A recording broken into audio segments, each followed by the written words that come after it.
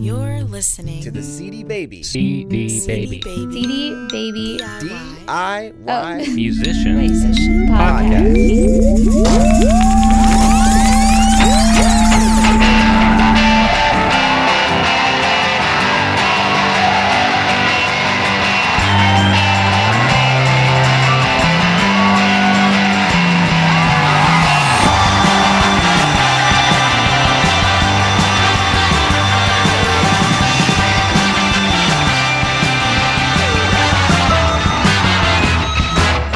Hey there, and welcome to episode number 62 of the CD Baby DIY Musician Podcast. My name is Kevin, and joining me for this Roundtable edition is Chris and Robert. Hey guys. Hello. How are you guys doing? Great. Good. Yeah. My chair's a little squeaky. I don't know if you guys can hear that. Yeah, we're in a new location here for this podcast. We're next to my office. Normally we're in my office, but now we're next to my office. The podcasting room. That's right. So it may sound a little more echoey because, I have that one picture on the wall in my office that absorbs sound. Right. Well, I wanted to welcome any potential new listeners. This past week, we have a new email newsletter going out from CD Baby called the DIY Musician that's going to piggyback a lot of the content we're producing here for the podcast. So I'm sure we'll get a lot of new listeners off of that. So we're excited about it. So if you're new to the podcast, welcome. And you can subscribe to the podcast through iTunes or any other podcasting service like MediaFly, or you can subscribe by email from the podcast website, and it'll just send you the new episodes when they come. And you can also find us on Twitter at cdbaby_podcast. So just wanted to make sure you're aware of that off the top.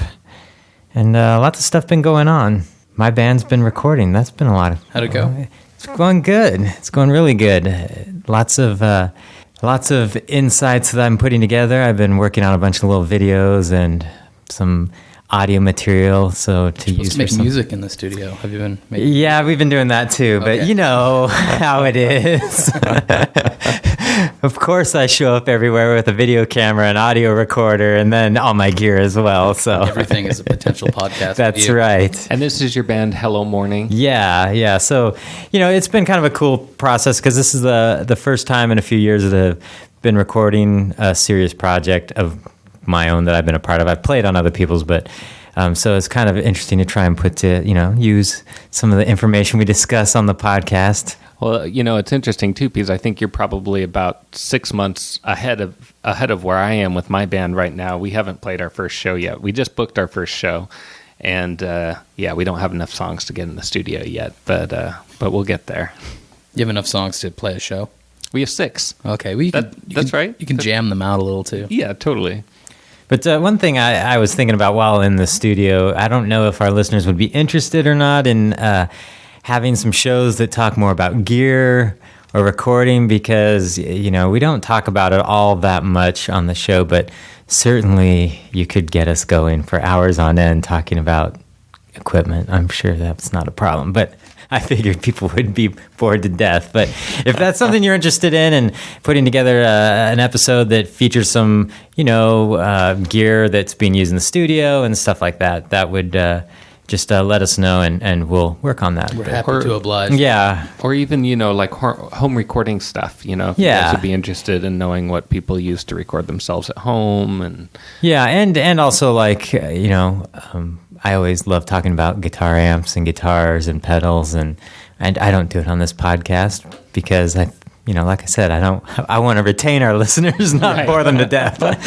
But if it's something people are interested in, let us know, and we'll be happy to oblige. So, all right. Well, and last thing I'd say is if you're interested in following along the my recording stuff, I'm just K Bruner on Twitter. I spent plenty of time twittering about it too while I was there. Okay. That's what you do Don't in between save up takes. any inspiration, just tweet about it. That's right. All right, let's get into some news. CD Baby music. News. Retail giant Walmart has announced that it will shut down the servers maintaining access to customers who purchase security-protected songs from its online store before the company abandoned the use of digital rights management, or DRM, in February 2008. In an email to customers, Walmart suggested that customers who purchase DRM-wrapped songs back them up on a CD. Otherwise, after October 9, they will no longer be accessible should one need to reinstall their operating system or suffer a system crash.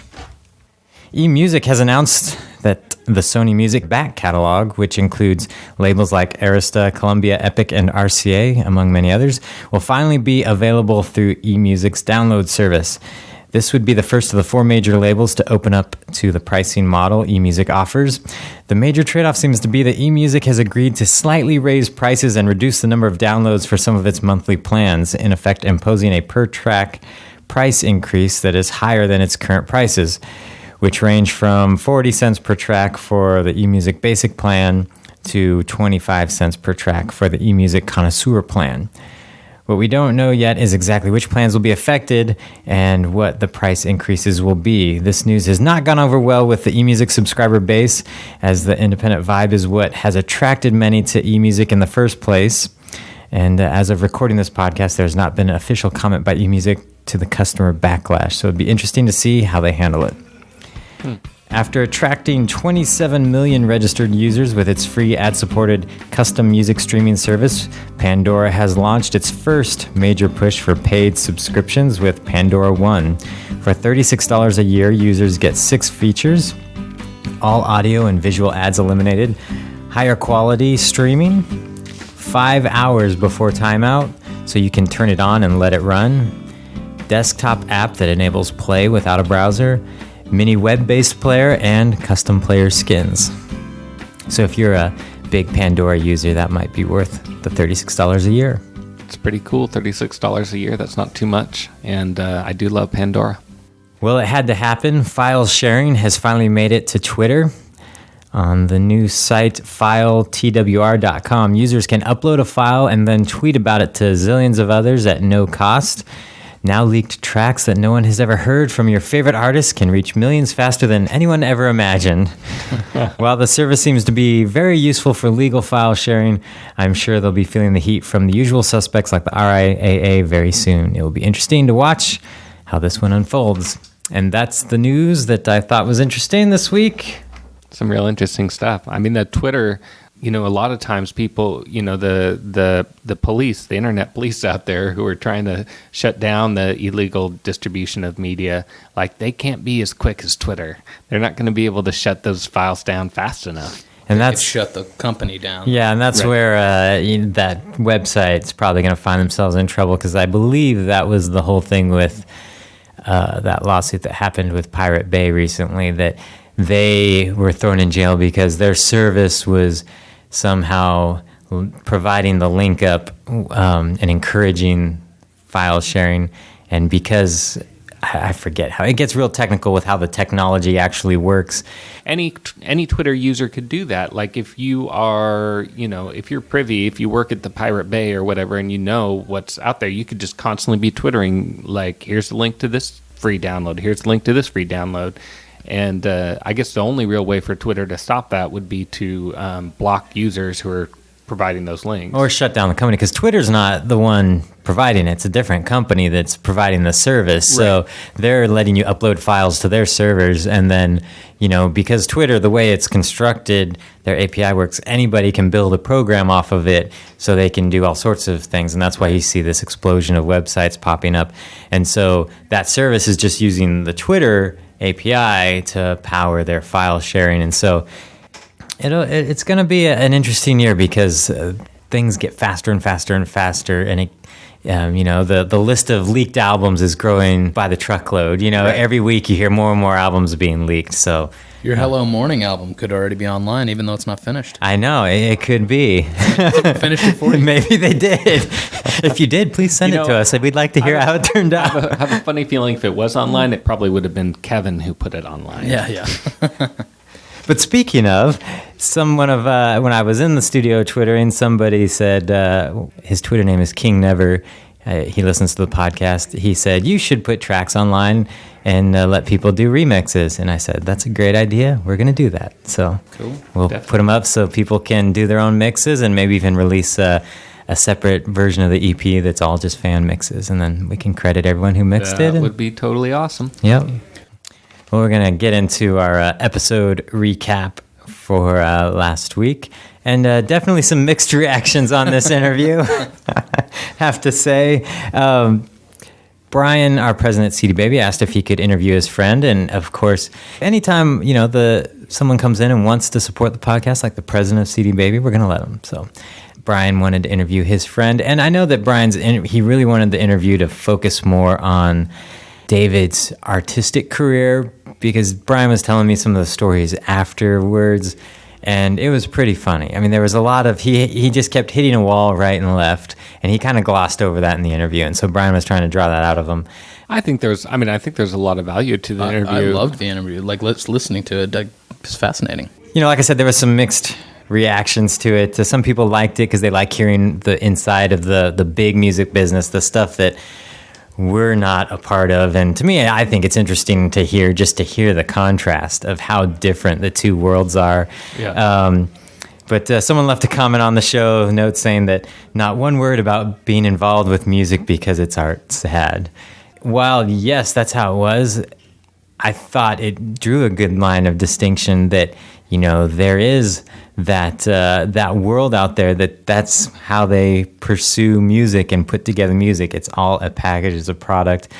And the thing that I find interesting is that so many artists I talk to that have a good thing going, how instead of developing their art from the independent perspective, they start trying to jump into that machine. Yeah. And obviously, if you're an artist that writes your own songs and you're getting signed to a label for that, they're not going to, go find someone to write songs for you or go find a producer without you saying, most likely. If you're in country music, chances are good they'll go find someone to write songs for you. Yeah. But anyway, so to me, it's just interesting to hear that, but then to know how many artists try to jump into that world, even though they say they're all for art. And disgusted by it, right? Yeah, and disgusted by it, how when they start getting some popularity, they suddenly start going, Well, in David's defense, too, a number of times in the interview, he said, but, we're a pop label. This is what we do. This is how the machine works. If you want to be Radiohead, or if you want to be on a rock label, or if you want to... He was very aware that there are multiple kinds of pursuits. It's not avant-garde jazz. It's not opera. It's not, like they are going for the gold. Like, this is about money. Yeah, and so I thought he was very clear about that. And I thought that was good to understand, because sometimes you talk to people at labels and they tend to, some of them think that they're making artistic expressions, making that kind of music. Yeah, and he knew what his place was. And there's definitely art involved, but there's art involved. I mean, the art is spread out across not just songwriting or song production, but across marketing and management and producers, and everybody gets a little bit of a creative say, and they bring in It's more like making a movie. Totally. Yeah, it is, because the artist is much like an actor. They are providing something, but it's not about them as much as it is about the whole package of the product. And everybody's working for their jobs. Yeah. Everybody's doing the best job they can to put in their little piece of something in order to support the community, which is the business, And the other reason I thought the interview would be somewhat interesting to our audience is that I know many of you are denying it right now, but I follow many of you on Twitter, and I know you watch American Idol, and I know you watch America's Got Talent and Britain's Got Talent and X Factor, because I see you tweeting about it. And so I thought you might like to see what exactly is the experience for those artists after the fact, when the show is over, and it's not about the art as much as, it's not this person has earned respect in the industry, so now they get to go make the records they want to make. Right. It's not that at all. They have very little say. And you know what, though? I mean, of course, David didn't mention this, and he would probably argue with me, but these, from the time that they win the contest, or, that they appear on TV and put on their album, that's when they're shining brightest. And it's just downhill from there, right? I mean, For a lot of them, it is. Yeah. Yeah. And actually, we have a call about that later on in the podcast. I mean, in a way, the companies are exploiting that point in their career, and then I mean, it's possible for them to reinvent themselves, but you're never going to make probably as much money and have as much momentum as when you're on a national television show. Right. You know. Yeah, and to me, that's the whole thing that's interesting about it is how powerful the TV is when it comes to music. Whether or not you like art, whether or not you like that type of pop music, there's other shows that have done different types of music, maybe not as popular as American Idol, that have really shown how powerful it is when you combine the two. And so, we're going to be spending some time talking about video and upcoming episodes and things like that, how you can kind of, capitalize on the idea of music with like some sort of video content, not like a licensing kind of way, but, just what you can do on YouTube and such like that. So The troubling thing for me is that I feel like so much of the population isn't really drawing a clear distinction between entertainment and art. And I think it's really scary when you start focus grouping music. Well, that's what I wanted to talk about. I had the question that I wanted to throw out was, do shows like American Idol, America's Got Talent, X Factor, Britain's Got Talent, and I think they have one for every country on the planet, do all the rest of these that bring music to the mainstream culture help or hurt the cause of the indie artist? I think that one thing to always keep in mind with these reality shows is that the people who win, the people that make it to the end, the final round, are not the best performers. They're not the best artists. They're not the best singers. They're not the best songwriters or karaoke singers. They are the best at being on that show and entertaining people, because that's what the producers want. Right. They want somebody who has drama, who's gonna get nervous and cry or start a fight between him and one of the other contestants. They want drama. It's bring people to the TV show is what's going to motivate the producers to keep somebody on longer, or they realize who's being rooted for or who's making the most drama or causing the most people to watch the show, and those are the people making it to the end or win. Right. And it also, they go through so many filters. Basically, the whole, if we're just talking about American Idol, millions of viewers every night or every week get to do this sort of weighing in. And so after a season, you've had hundreds of opportunities to chop out anything that's maybe just a little bit too unique or a little bit that sticks out too far in one direction. So basically you end up with this rounded, homogenized thing that in the end appeals to the most people, but may not be the greatest at any one thing, like you were saying. To Kevin's question, though, I don't think that these shows, I mean, maybe in some sense they hurt, but I don't think they're hurting indie music or DIY music, because if you look at it, American Idol's popularity has grown and grown and grown over the last, 8-10 years, however long it's been on, which is also the same time period in which indie music has done better and better. Yeah. So obviously, if you just look at numbers, it doesn't seem like it's hindering anything. Honestly, I just think it's karaoke. Right. With a live band. Yeah, it's karaoke with the live band, I mean, that's what these people have been doing all their lives, is basically practicing singing along to other people's songs and, emulating other artists. And I don't really watch the shows, so you can judge me for Robert, why are you wearing an American Idol t-shirt then?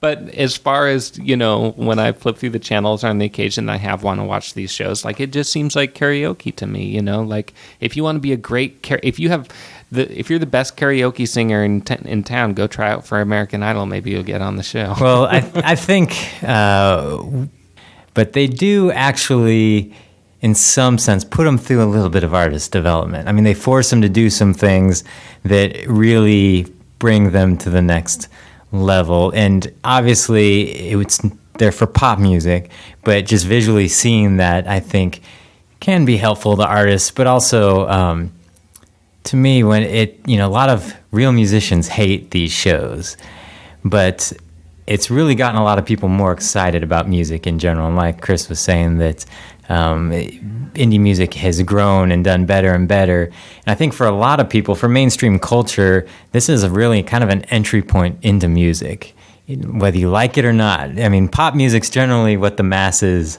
first experience, and then if it gets people more excited about music and when you dig in deeper, I think it helps. Now then there is the other side of it, does dumb down a lot of things, and then you get a lot of young artists who, instead of learning to develop their talent and really digging into an instrument, a lot of them feel like, well, I didn't make the tryouts at American Idol, so I'm going to give up. And that's all that music is. Yeah. Or the ones that do well and maybe have something within them that is unique, rather than exploring that because it may ostracize them and offend some viewers and lose them votes, they get pushed and steered towards wearing the same kind of clothes that such and such wears and doing the same kind of vocal styling and the same kind of tunes. And, this year we're going to need another rocker. Okay, this year we're going to need another R&B diva. Right. So rather than them becoming themselves, they become what they think they should be to win, which is basically what you were saying before. But I just think like some of my favorite people, like, Thom Yorke, he wouldn't win because he's got a weird eye. Like, Ian Anderson, he stands on one leg and plays a flute. The flute is not cool, so that wouldn't win. They like to bring in just for the, but they don't win. They won't make. They bring in the weirdos in the beginning, and let them, coast along for a while. Yeah. So Thom Yorke may have made the cut for a while before he was cut out. Paul Simon, too short. You could think of all. Well, and I think that goes to show the point that I don't know if we talked about in the podcast. It was an episode of This American Life where one of their segments was about how these people set out to make the most pleasing music, across the board, right. And how they set out to make the worst music across the board. And so they did this big survey and got all this feedback about instruments people hated, what they liked about singers, instruments they liked, styles they liked. And it turned out that after gathering all that information, the song that should have been the most acceptable and liked was hideous. And they did exactly what everyone wanted. It was like this kind of adult contemporary new agey pop thing. Just because it was so bland. It was so bland and boring. It was, great for having in the background of a doctor's office, but as far as like being interesting to listen to or somebody want to buy. But then the bad song that had like glockenspiel and saxophone. They had accordion, and and it had an opera singer rapping, because rap and opera singing were like the two rated so low. The song was amazing. It was so interesting, and it was literally like it was very well done. It wasn't like they just threw a bunch of crap together. Like everyone hates these, so we're just going to go screw around. They actually tried to make a real song using those elements. We either have deja vu or we've talked about this before. We did. I think I mentioned it before. But it fits in this setting where you're talking about, when you try to make music for the masses that's really just manufactured for them, you lose all authenticity. And sometimes, vanilla is the best-selling flavor, but it's vanilla, Sometimes you want some Rocky Road. And sometimes you want some rock and roll. All right, we're done. My last thought that I had about this interview is I was trying to think of someone who is kind of more a recent artist who is in a way sort of from that world and from that music machine that because of how the entertainment factor has been integrated into it wouldn't have a chance nowadays. And I was thinking about Alanis Morissette. Like 15 years ago, like she did kind of come from the music machine, but because of her like shrill voice and her overly emotive lyrics and stuff, like right. I don't think that she would even have a chance now. And what does she sell, like 15 million records? Yeah, that first album, I think she's still the highest selling female album, or debut for sure. Debut selling female album. So yeah. I mean, like it or not, it was sort of unique for what was around it at the time, I guess. And I just don't think that she would win on American Idol. I think that there's a difference between like a pop singer who transcends the blandness and does something, that has a lot of staying power, and a pop singer that does everything right and then just fades out because everyone gets bored and forgets about them. Right? Well, and I think that point is easily made when American Idol has 27 million people all clamoring at the end, who's going to win? And then when that person's album comes out, it sells 200,000 copies. I mean, that's just because nobody cared. It was an interesting show to watch, but as far as the music, we don't take you seriously. Where someone else who's really has, a story around their music that's built over years, that's what people... They probably sell more copies of DVDs of the show than actual CDs of the albums. It was funny that at the end of the interview, though, Brian did start digging into David's past of being in this band that seemed to be taking off, and he was doing all the booking himself and arranging all the radio and PR spots. That would have been really fascinating. Well, that's what he was wanting, because basically he was in a band called Idlewilds that was signed. But then another band came up named Idlewilds, and there ended up being this lawsuit. And it ended up poorly, got dropped, and all this stuff. Then he was working with a pretty popular songwriter, I guess, who ended up dying on him. Then he was doing stuff on his own under his own name, and then David Gray, that everyone thought that this podcast was with, became popular, and suddenly he got dropped. So it was just that's just the abbreviated version. There was just like turn after event, labels dropping, labels shutting down, just everything going wrong. So, and that's, I think, what Brian was wanting to focus on. Can you guys hear the smooth jazz coming from the customer service? Yeah, it sounds like they're having a dance party out there. Yeah, what the hell's going on? Our internet is down. That's what's going on. Oh, really? Yes. The power went out right before we started this podcast, and I asked everyone on Twitter to send in their comments and questions, and guess what? I can't get them. Oh. Except... It's always good when an internet-based company loses their internet. Yeah. Yeah, and it's always surprising when that happens, that smooth jazz is what goes on. We're going to walk out there and everybody's going to be drinking cocktails with sunglasses on, dancing. Well, I did get one person commented on Twitter before our internet went down, and it was by Richard Mack. That's his Twitter name. Mm-hmm. I'm assuming his name's Richard, but...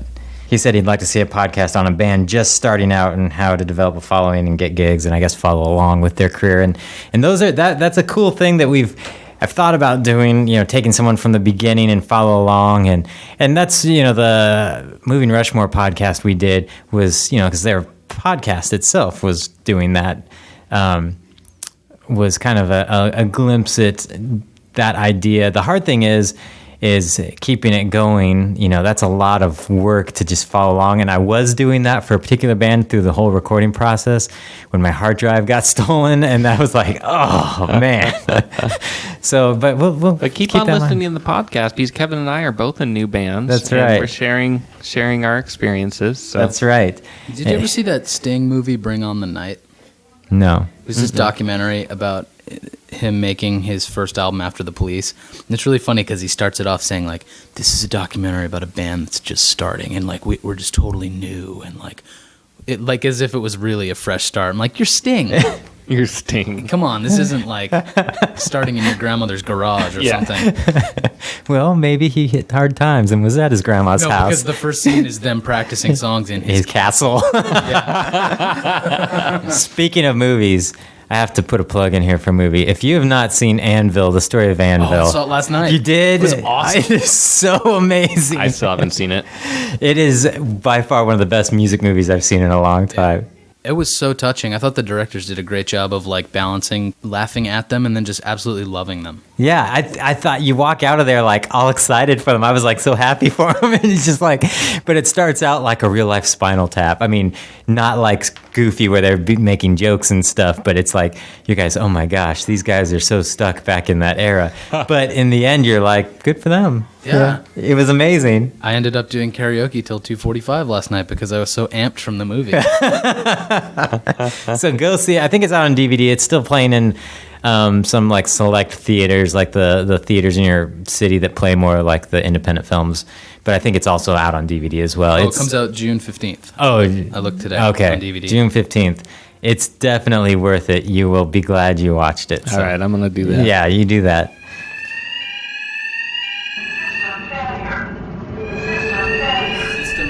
System failure. We had a major system failure here at CD Baby. I think I mentioned at the top of the podcast how we had a power outage before we started recording. Well, the whole thing went down again, and we are in a dark room with no windows. That's right. Actually, you know how when you listen to the podcast, you can't see our faces? Now, when we record the podcast, we can't see our faces. We're literally in pitch black darkness, only able to see by the light of my computer screen because it is battery powered. And the podcast probably sounds a little different at this point now because we are now using the handheld recorder that we normally use to record the show, but we're using the mics on it. And we're going to press on in the dark. And Show must go on. That's right. Hopefully the building doesn't burn down because we're going to be in big trouble then. So we're going to continue. We're going to get into the phone calls like we said, and we're going to finish this thing. Here we go. CD Baby Podcast. Message line 206-426-5683. The number you have dialed 206-426-5683.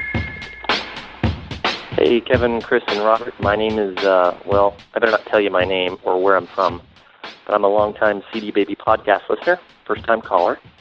Your interview with David Gray left me a little bit out of breath, and I thought I'd call to shed some light from a band's perspective on the whole reality TV show and music relationship. You see, a couple of years ago, I was managing a band, and we got several emails and phone calls practically begging us to fly out to Las Vegas and audition for a new band reality show.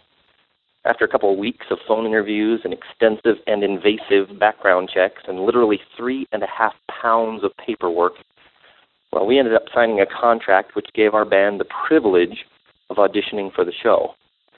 I can't tell you any of the details of the contract until 3 years after the last episode aired, or I'll be liable for $5 million. But basically, the contract states that the company gets everything and the band is, well, screwed, with the remote possibility that you're famous for about 15 minutes.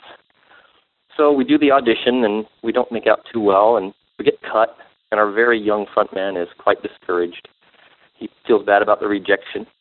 We end up on the cutting room floor, and we don't even get shown on the audition episode. So we've learned several things from our band reality show TV experience. First of all, reality TV is about TV. It's not about music. Even the band that eventually won the whole season has no record out after a couple of years since the show was canceled. Number two, we had a blast hanging out with those amazing musicians and bands from all over the country. Good musicians always get along. Number three, we wouldn't do it again. It has made us, especially our frontman, more determined than ever not to look for some magic bullet, some instant discovery by a TV show or anybody else to make our music career. We plan to do the work and forge our own path. Our experience has shown us that a shortcut can often turn out to be a dead end. So guys, thanks for the great podcast. Keep up the great work. We'll talk to you later. So thanks, Anonymous, whoever you are, for that call. We don't want you to go to prison or jail or owe $5 million. But I thought it was an interesting take on, obviously they're a good band. If somebody wanted them to participate in some show, and how I think the negative side of what we were talking about, how the media has made them feel that they need some magic bullet, otherwise it's over for them. Right. Yeah, I mean, it does, those shows are exploitative by nature. And if you do value your art beyond being a pop star, I would not recommend, investing your time and energy in signing contracts, because that's a dangerous place. There's dangerous people to put your music in the hands of. Yeah. And, we mentioned the Story of Anvil, the movie, earlier. And I think one thing that I have discovered as, I'm now 34, and is that your art is something you're going to be building on for the rest of your life. And hopefully you're getting better and better and better. And, I remember when I was in Small Town Poets and we were getting signed and I was 22, I thought, this is it. If we got to make this happen now, not really thinking, now looking back going, we had plenty of time to develop and build. And what I do now, I think, is far more mature than what I did then, which is hopefully what happens as you grow. Well, I hope that caller will call us back after the 3-year contract is over and give us all the dirt. You can probably find it online somewhere. Yeah. All right, well, we're going to jump into our second set of calls. Hi, guys. My name is Dan Coil. I just released my new album, random thoughts and incomplete sentences on CD Baby, and I just want to let you guys know I appreciate absolutely everything that you do. I think I've learned everything that I have learned about the music industry or the business or how to make things happen from CD Baby. And I just wanted to give you a quick heads up that, one of your greatest ideas is have a story, have something else to offer, have an angle. And on the new album, which I just released, so it's in 2009, I went way back to an email that I received from a fan in 2007 who was, through a series of emails, I found out she was dying of cancer, and she was in the hospital, and she loved to listen to my music because she said that it kind of made her feel so uplifted and kind of made the time pass and made everything a little less painful. Well, I wrote her a song and emailed it to her, and I included it on this album, and I put that entire story on the inside cover and hoping that it kind of gives it a much more personalized feel to the album, and I probably wouldn't have had that idea to do that had it not been for you guys. And good news is that fan, she is completely recovered and is in remission now for a little over a year, and it's an amazing, amazing story. But enough about me. I appreciate everything that you guys do. Thanks so much. If anyone wants to check out my music, it's www.dancoyle.com, DANCOYLE. Thanks a lot, guys. Bye. Hey, guys. This is Alexian from Orlando, Florida. That's Alex with an I-A-N, and you can find me at cdbaby.com/Alexian. I'm a little bit behind in the podcast episodes, but I thought I'd share anyways. I'm calling to share a Don't Make This Mistake horror story that I think you'll get a chuckle out of. I'm a pagan Wiccan recording artist, and years ago I booked a venue to host a pagan musical concert and talent show in the downtown Orlando, Florida area. What I didn't know was that there was a major fundamentalist Christian convention going on next door. Now, this venue just happened to connect directly to a major parking lot facility. So during the concert, we kept getting men in suits and ladies carrying Bibles entering our concert space, thinking it was where they were supposed to be going for their convention. I think that they kept hearing the music and thought it was the entrance to their show. And to their surprise, they found a bunch of hippie-type tree-hugging pagans, some of us wearing pentacles, all staring at them. It was truly two worlds colliding repeatedly, all the while the music never stopped. So just some words of advice. Check to see if there is any other functions going on around the area of the venue that you're booking when planning out your concerts. You never know what the universe may decide to throw at you. And I guess I should mention I just released my first music video online at YouTube and MySpace for my song Listen to the Wind. You can check it out at youtube.com/LordAlexian and also at myspace.com/LordAlexian. I had to use the Lord because Alexian was already taken on both spaces. Who would have known there was another Alexian? Anyway, thanks a lot, guys. I really enjoy the podcast, and I've learned so much from listening. I look forward to more. Thank you. Bye-bye. Wow. Hey, thanks for those calls. We had a great story from Dan Coil, how he used a fan who was inspired, his music meant a lot to, and he took that story and wrote a song and kind of built it into the story of his album, which was really cool. And then Lord Alexian, or Alexian. Yeah, that sounded like quite a story. scene. And that's a great story as well. He could use that to promote his album. Man, I wish I was there. I know. That would have been an awesome, clash of cultures. I was curious to know is if someone ever, someone came in and sat down and like how long it took them to figure out, maybe this isn't where I'm supposed to be. Or maybe it is. Maybe it is. So thanks for those calls.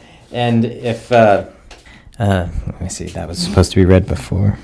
What, you can't see your notes there? Yeah, I'm having a hard time reading the notes by a computer screen. Let's see here. Well, you can, if you'd like to give us a call and comment on this episode or a previous episode, you can do that at 206-426-5683, or you can email us at info@cdbabypodcast.com. We're also on Twitter, cdbaby_podcast. So we love hearing from you guys. It's great when it's a conversation as opposed to us just blabbing about stuff. So join in on the conversation, and the computer screen just went out, and so we're in the dark. Total darkness. I think we're gonna end. I can't see any more of my notes. How do you get out of this? I don't know. Which way? So, I don't know which way the door is. So we're gonna go. So if we forgot something, just email it. We'll get it when the internet's working again. So we'll catch you guys next time. If we find our way out of here, we'll see you next week. That's right. So take it easy. Is that you touching my leg? That's Robert. Both my hands are here, so if someone's touching his leg, we're in trouble.